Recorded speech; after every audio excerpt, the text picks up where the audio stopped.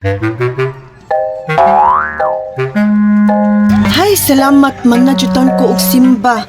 Makuhaan na juton ako mga sala. Kagwapo sad atong paria. Uy, nganong nagpari man taon to siya nga gwapo man kay siya. Uy, kasayang ato niya. Uy, daghan pa ang tato siya maasawa ba. Pero dito kalabaw sa ako ang crush. Mas gwapo jud akong crush. Hala, kinsa man ang bayhana, oh? Klaro kayo, gikan na siya simba ba? Unsa man na? Naman siya gistorya-storya. Klaro kayo, nang libak na sad na. Ay, aduon daw na ko, be. Maminaw ko, unsa na iyang gipang storya-storya dira. Grabe sad sa mga nanimba dito mga libakira kaayo.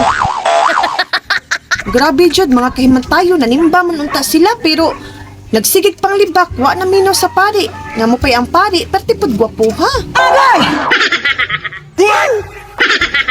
Salamat ng taon. Nakasimba jud taon ko rong adlaw. Mauli na ko sa mua. Tanawa lagi, nang libak na pud na siya. Dako biya kay nang sala sa Ginoo biya ka nang gikan simbaw niya nang libak o niya nang awat, na makak, ingana ba. Tuga-tuga raman na siya simba, oy. Kanyang manglibak raday na siya. Sama na siya, oy.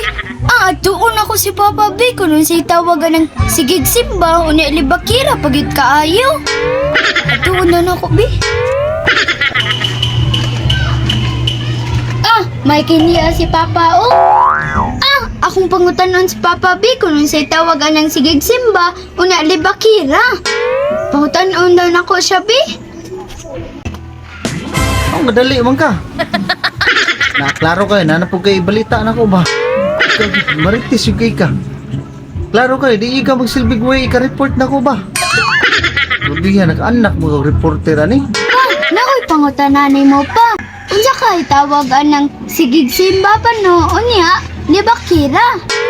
Kasi tawagan ng sigig simba, niya libakira. Asa yun raman anak? Ang tawagan na niya, simbakira.